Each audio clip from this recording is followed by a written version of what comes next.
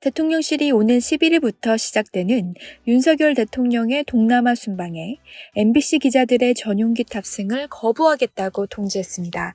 대통령실은 전날 MBC 출입 기자들에게 전용기 탑승은 외교안보 이슈와 관련해 취재 편의를 제공해 오던 것으로 최근 MBC의 외교 관련 왜곡 편파 보도가 반복된 점을 고려해 취재 편의를 제공하지 않기로 했다. 이번 탑승 불허 조치는 이와 같은 왜곡, 편파 방송을 방지하기 위한 불가피한 조치라고 부연했습니다. 순방 이틀 전에 전용기 탑승을 불허한다는 것은 사실상 취재하지 말라는 것이나 마찬가지인데요. 뒤끝도 이런 뒤끝이 없습니다. MBC는 이날 즉각 이번 조치는 언론의 취재를 명백히 제약하는 행위라며 전용기 탑승을 불허한다면 MBC는 대체 항공수단을 통해서라도 반드시 현장에 가 취재할 것이라고 밝혔습니다. 윤석열 대통령은 지난 5월 취임사에서 자유라는 단어를 35번이나 언급할 정도로 자유를 강조하는 대통령이었습니다. 8월 15일 광복절 연설에서는 33번, 그리고 제77차 유엔 총회에서는 자유라는 단어를 21번이나 반복했습니다. 그러나 편향적 보도라는 트집을 삼아 MBC 기자들의 전용기 탑승을 차단하겠다는 대통령, 자신이 강조하던 자유를 탄압하는 꼴이 되었습니다. 비슷한 일은 미국에서도 있었습니다. 2018년 11월, 당시 트럼프 대통령 시절 백악관 기자회견에서 날카로운 질문으로 트럼프 대통령을 곤혹스럽게 했던 CNN의 짐 아코스타 기자.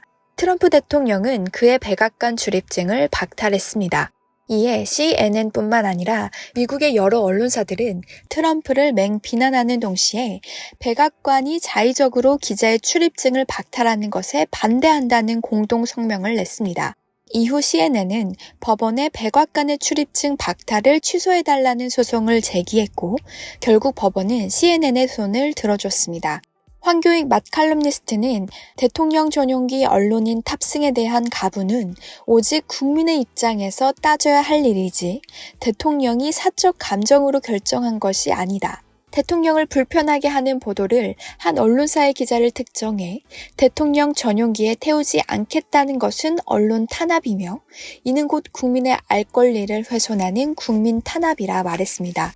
특히 윤석열의 반민주적인 언론 및 국민 탄압의 만행에 순응하는 언론인이 있다면 그들은 언론인이 아니라 윤석열 끈앞풀이라고 보아야 한다.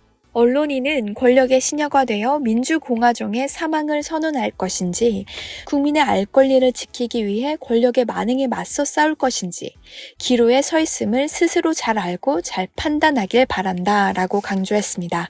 미국의 언론들은 자유를 탄압하는 대통령을 향해 비난의 목소리를 함께했고 마침내 그 자유를 지켜냈습니다. 우리나라 언론사들은 이 중대한 기로에서 어떤 편에 서게 될까요? 앞으로 지켜봐야 할 포인트입니다. 시청해주셔서 감사합니다.